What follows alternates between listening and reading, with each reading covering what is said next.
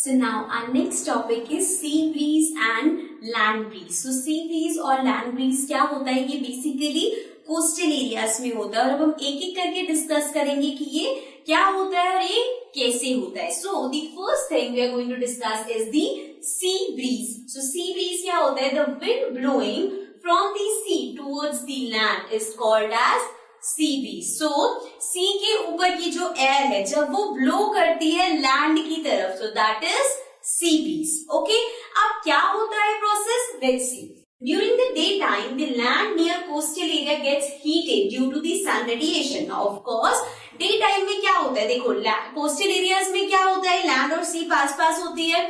अब जैसे ही जब दिन का टाइम होता है वहां पे सूरज की रोशनी की वजह से, सूरज की गर्मी की वजह से जो लैंड वाला एरिया है वो गर्म हो जाता है, right.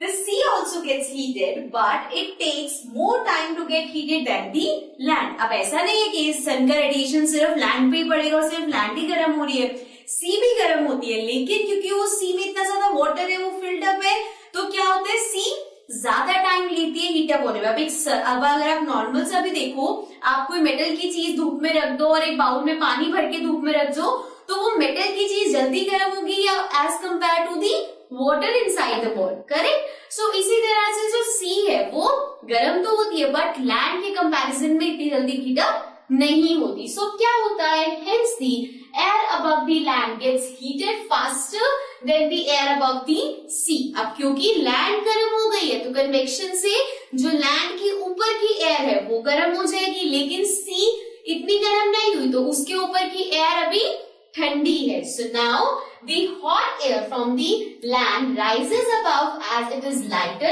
and the cool air from the sea being heavier take its place. अब लैंड की जो ऊपर वाली एयर है वो क्या करती है, क्योंकि वो हीटर अप हो गई है तो वो लाइटर हो गई तो इट राइजेस अप, लेकिन जो सी वाली एयर है वो हेवी है, सो वो उसकी जगह ले लेती है. देयरफॉर सी ब्रीज चलती है, मतलब कोस्टल एरियाज में दिन के टाइम भी ठंडी हवा फील होती है. ओके, सो ये पूरा है, this results in sea bridge.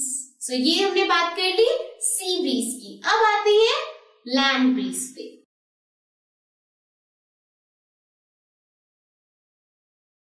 Now let's talk about the land breeze. Now the wind blowing from the land towards the sea is called land breeze. So sea breeze का opposite है, sea breeze में sea से air flow होती है कहाँ पे, land पे. यहाँ पे land से wind blow हो रही है sea में. Okay, so now during the night time the land in the coastal area gets cooled down faster than the sea.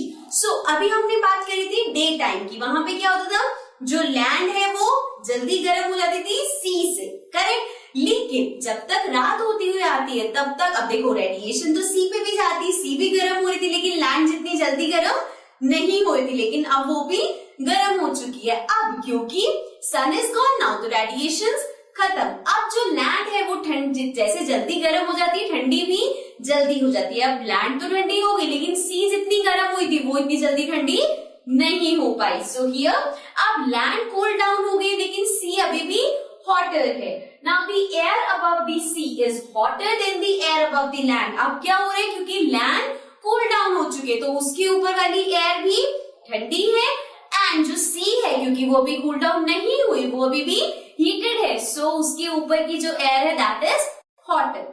Okay, now therefore the air above the sea rises and the air from the land being cool flows down the towards the sea. So exact जो sea breeze देखा था उसका opposite है. अब क्योंकि सी के ऊपर वाली जो एयर है वो गर्म है, सो वो राइज अप करती है, उसकी जगह कौन सी ले लेती है, सी सॉरी लैंड के ऊपर वाली wind. So therefore land breeze होता है.